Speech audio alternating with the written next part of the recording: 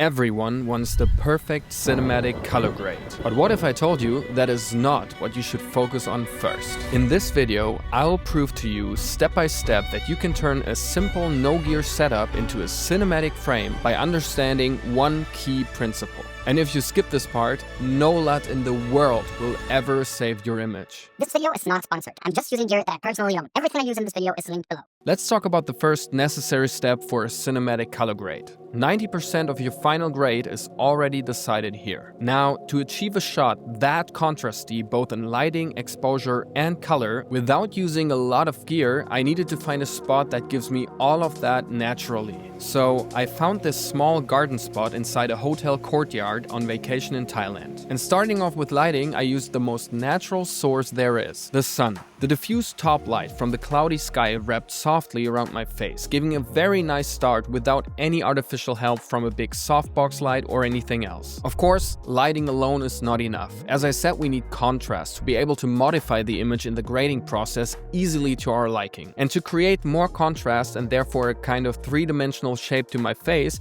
you can especially see that here after the grade, I used the trees around this area as natural negative fill to the side and back of me. You can see how this part of the face and head is darker than the key light side. This tiny bit of shadow separation will help a lot when applying contrast later in post. And this is basically the difference between only relying on gear and understanding natural lighting like a filmmaker. Oh, and by the way, this umbrella here didn't act as negative fill, you can see that here. It had no influence on the shadow side. I just had to secure my cam against the heavy rain. And in terms of contrast, I also achieved even more of it on set through colors. These green tones from the plants in the background added a natural counterbalance to my skin tones, creating a subtle color separation that instantly feels cinematic. Most people miss this. They try to fix color separation later in post, but in my opinion, it has to start right here in camera. I mean, look at this. It's a minimal but strong color palette and it creates visible separation, which also helps us with easily masking out different parts during color grading. And luckily, to make the image even more interesting, during rainy season in Thailand, it rains almost every day, which is both a blessing and a curse. I mean,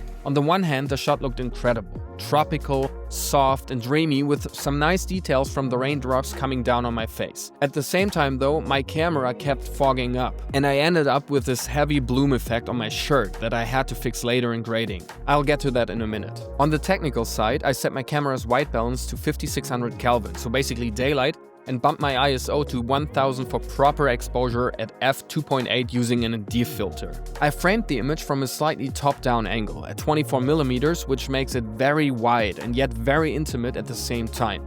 And yeah, my cheap travel tripod couldn't go high enough, so I had to kneel down and pretend to be standing. So you see, before even going into a stylized look, the shot already had a base structure, all built by natural light and intentional composition without any gear other than my camera. And this is the first part of the one key principle. A base that is first built on set and can now be shaped and modified in the grading process. Remember this moment. Everything you'll see now in grading will build on this exact foundation. Let's talk about it. My workflow follows 3 stages. First, create a clean base. Then, applying the stylized look. And lastly, fine-tune the details to bring everything to life. Now, I'm working in Final Cut Pro, but this works in every major software like DaVinci or Premiere as well. So, for a clean base, I first transformed the S-Log3S Gamma 3 Cine footage to Rec. 709 by applying the S-Log conversion LUT from Sony to my clip. And I know it still looks flat, but this is the correct way to transform your log footage into the Rec. 709 color space.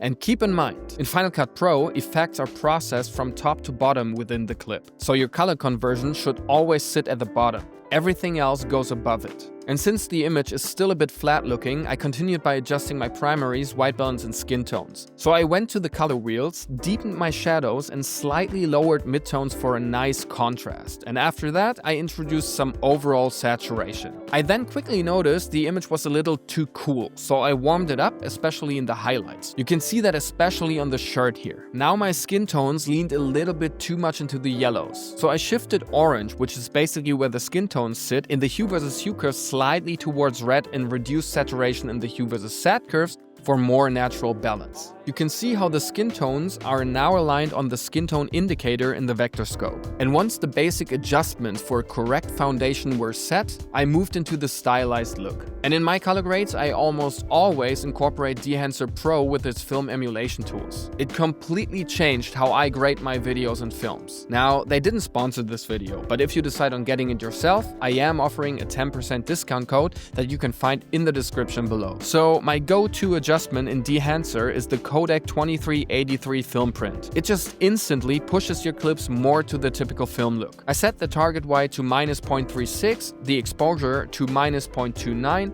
and saturation to 92%. This really brought the image to life compared to before, but it was a little too bright, so I then went to the color adjustments in Final Cut Pro and lowered highlights, which is especially visible on my face, but also on my shirt, that instantly regained shape. And then came the key step for me in color grading, which is separating the subject from the background to make it really pop. So I started by adding color curves and then put a mask on the face and neck. Only within that mask, I created more contrast by lifting the highlights and deepening the shadows slightly to create dimension. Look what it does. The power of masking is absolutely crazy, I think. And it again adds to the foundation of light and shadows that we created without any gear naturally on set.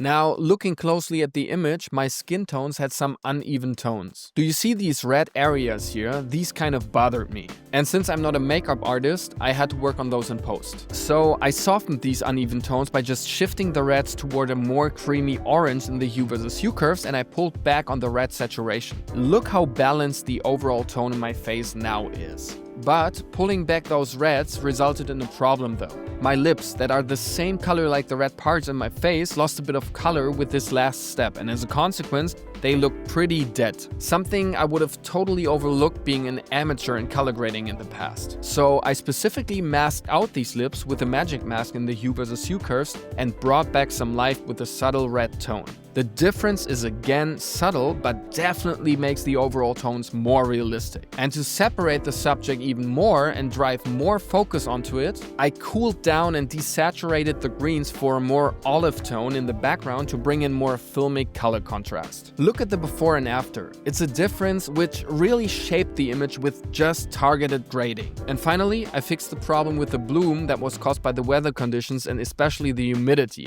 I love bloom, but not when it's too much.